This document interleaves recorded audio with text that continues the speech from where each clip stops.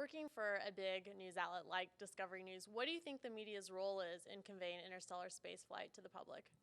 Well, I think up until only recently, interstellar spaceflight has only been in the realms of science fiction. So Yeah. you've got the Star Treks and you've got the Star Wars of the world, and people didn't really appreciate the vast distances involved because each episode in Star Trek lasts 45 minutes, and Exactly. they visited like 10 star systems. Yeah. It's easy with a warp drive. Totally. But I think, especially since I've been working with Icarus Interstellar and the project Icarus in particular, it's been interesting for me to see how our audience responds to the articles they produce and the reporting that we do, because I think it puts the Earth in perspective. We suddenly are able to communicate the fact that we are in the middle of a void. I mean, the nearest star system is about 4 light years away, for goodness sake. So it takes four years for light to get there. Yeah. And so I think the best thing about interstellar travel is that it actually puts everything in perspective. It puts the Earth in perspective, it puts our solar system in perspective, and actually conveys the distances that are needed to travel before interstellar travel is possible.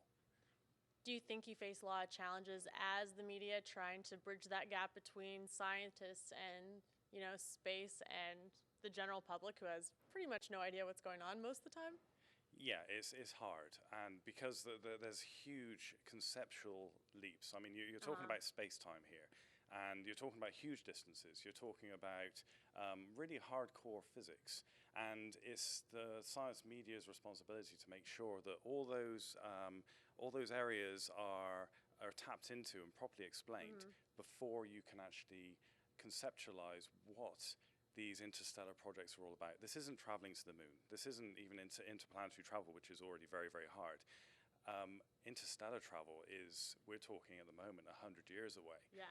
We don't really know how far it is, and I think it's up to the It's definitely a science new media. concept for a lot of people. It's a very new concept, and as I said, the only way that a lot of people actually heard of interstellar travel is through science fiction. So you need to bridge that gap between science fact and science fiction, and that's what this kind of conference is all about, to try and bring these technologies into the science fact. Do you find that the general public is becoming more and more interested in space or less interested? I think in particular, since the recent discoveries of exoplanets, Yeah. so these alien worlds are being discovered for the first time. So the next question is, how do we get there? And a lot of our readers do ask that, and suddenly they're saying, okay, well, there's interstellar travel. Oh, there's a group that actually is working on this. They're putting the technology together to go to one of these alien planets.